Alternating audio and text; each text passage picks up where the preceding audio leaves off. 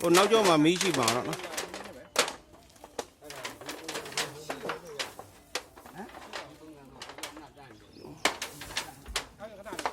တောင်းတစ်ခါယူဆိုတော့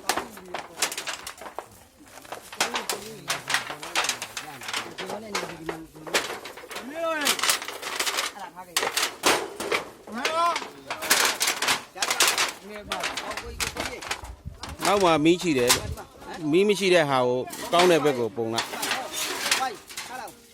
မီးမရှိတဲ့နောက်ဘက်ကိုပုံကျွန်တော်ပဲစကြည့်လာအောင်အကုန်လုံးမရောက်သေးဘူးလက်လို့ဖျားတယ်လုံးလားအပြင်းနဲ့မှမင်းကြီးဘူးမှာ ဟိုနောက်ကျောမှာမီးရှိသေးတယ်လို့ နောက်ဆုံးမှတော့ရှိတယ်